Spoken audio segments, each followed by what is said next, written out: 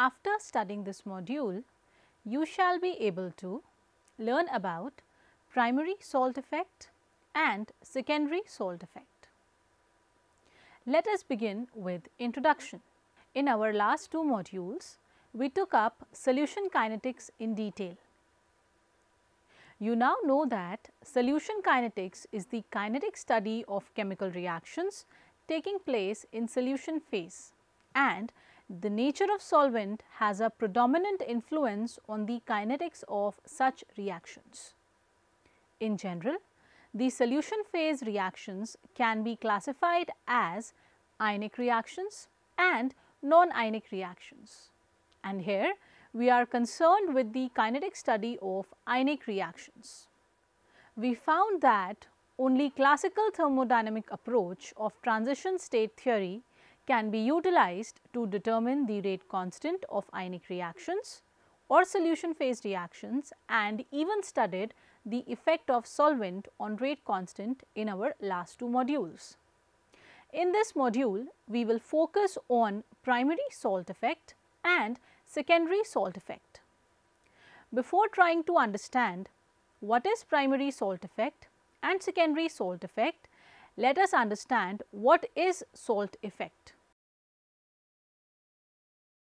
It has been observed that rate of a reaction can be altered by the presence of non-reacting or inert ionic species in solution phase.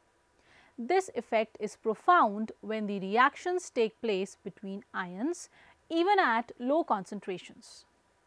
Now, this influence of charged species on the rate of reaction is referred to as salt effect, and this salt effect is classified as primary salt effect and secondary salt effect. Both these effects are important in the study of ionic reactions in solution phase. Over here, we will first take up primary salt effect. The primary salt effect takes into account the influence of electrolyte concentration on the activity coefficient and hence rate of the reaction. Let us consider a simple transition state complex, or rather we shall consider a simple reaction A plus B giving AB star giving products, where AB star refers to as transition state complex and K star is the equilibrium rate constant for this reaction A plus B giving transition state complex. So, this K star can then be written as in numerator activity of transition state complex upon in denominator activity of reactant A into activity of reactant B, which further becomes equal to concentration of AB, that is the transition state complex, in numerator divided by concentration of A into concentration of B whole into, in numerator we have gamma star, which is the activity coefficient for the complex, upon in denominator gamma A into gamma B, which are the respective activity coefficients of reactant A and B. On rearranging this equation, we obtain the equation in terms of concentration of transition state complex AB. So, AB star concentration becomes equal to K star into concentration A into concentration B into gamma A into gamma B upon gamma star. Now, the rate of such a reaction is given by the expression R is equals to KBT upon H into concentration of the transition state complex. On substituting the value that we have obtained for the concentration of transition state complex here, the rate equation becomes equal to KBT upon H into K star into concentration A into concentration B into gamma A into gamma B upon gamma star. Experimentally, the rate of such a equation A plus B giving products is given by the expression rate is equals to K into concentration A into concentration B. Now, if we compare this equation, that is rate is equals to K into A concentration into B concentration with the rate equation that we have obtained from transition state theory, that is KBT upon H into K star into concentration A into concentration B into gamma A into gamma B upon gamma star. We obtain the expression for K as KBT upon H into K star into gamma A into gamma B upon gamma star. This further reduces to K is equals to K naught gamma A into gamma B upon gamma star. Now, we did derive the same expression in our earlier module while discussing transition state theory, where we considered the concentration terms in place of activity for the sake of simplicity. Over here, we have considered the same derivation more explicitly in terms of activity, which is expressed as product of activity coefficient into concentration. So, K naught becomes the rate constant when all the activity coefficients approach. So, K naught becomes equal to the rate constant when all the activity coefficients approach unity. Now, if we use the expression K is equals to K naught gamma A into gamma B upon gamma star and we take logarithm on both the sides, we obtain the expression log K is equals to log K naught plus log gamma A plus log gamma B minus log gamma star. Now, activity coefficient varies with the concentration, especially in the presence of an added electrolyte.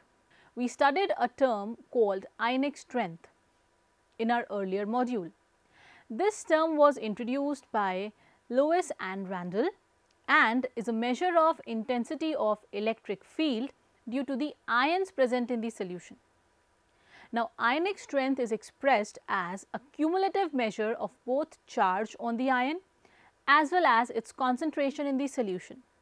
It is mathematically expressed as 1 upon 2 summation Ci into Zi square.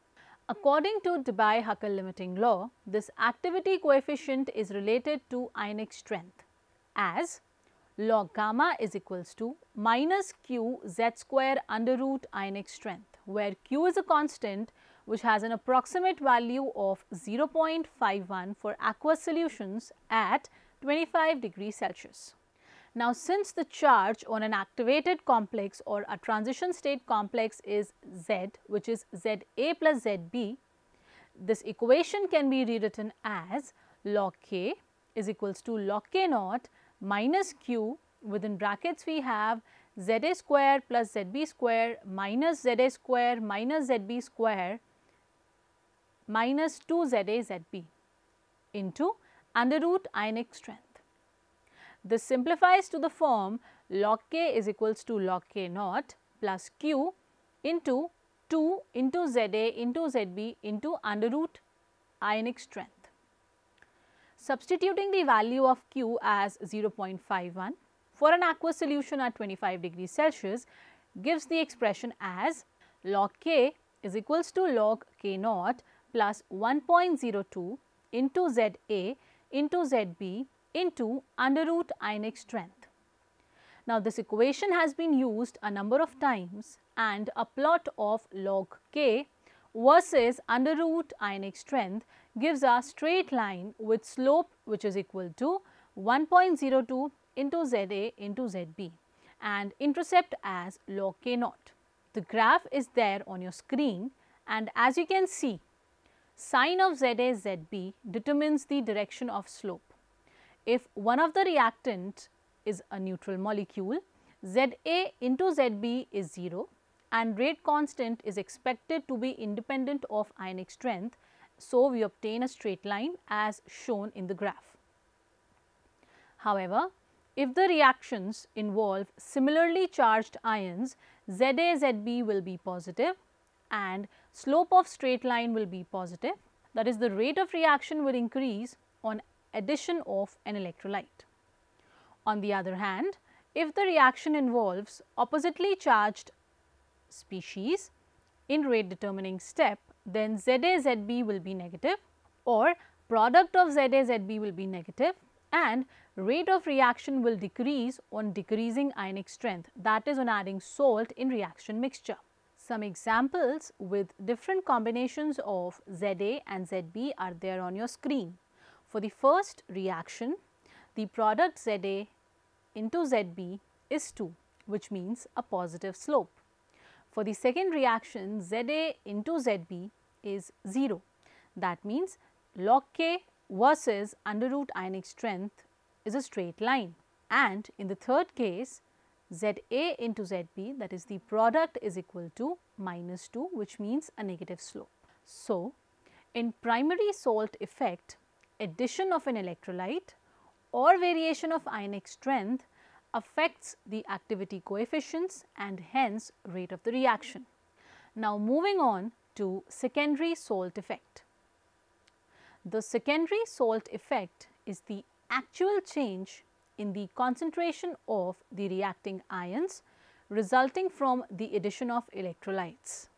In a reaction where H plus or OH minus ions produced from a weak acid or a weak base act as a catalyzing agent or a catalytic agent, the addition of salt influences the concentration of H plus and OH minus ions. Since the rate of reaction depends upon the concentration of H plus ions or OH minus ions, it is well affected by salt concentration.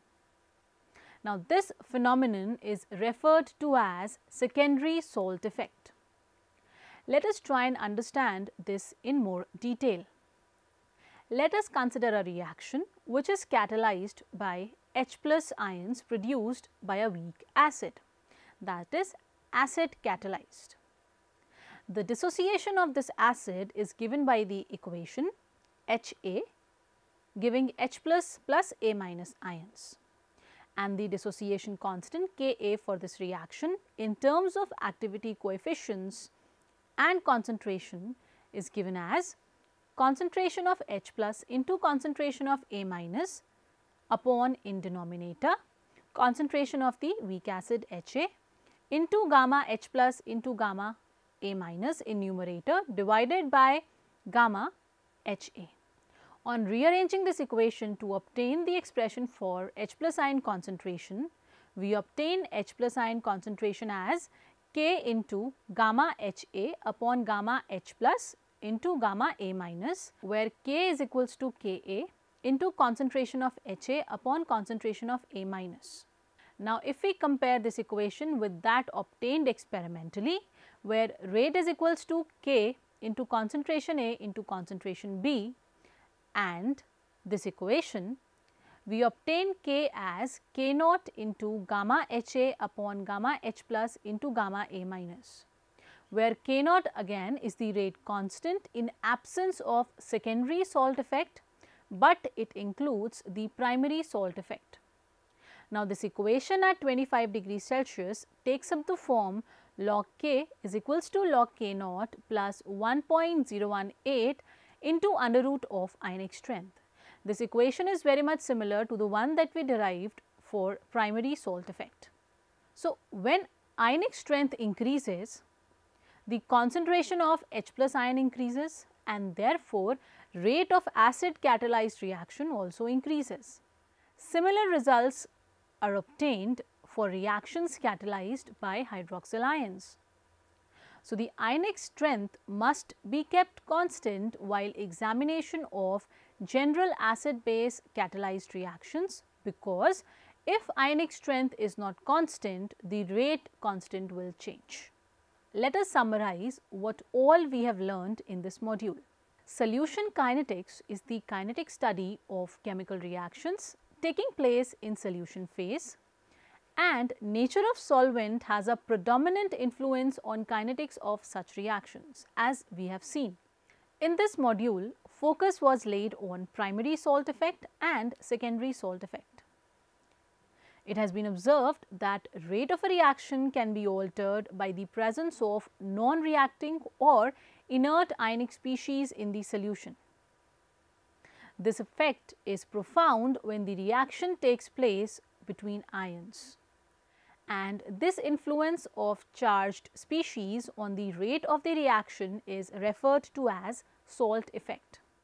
The primary salt effect takes into account the influence of electrolyte concentration on the activity coefficients and hence rate of the reaction.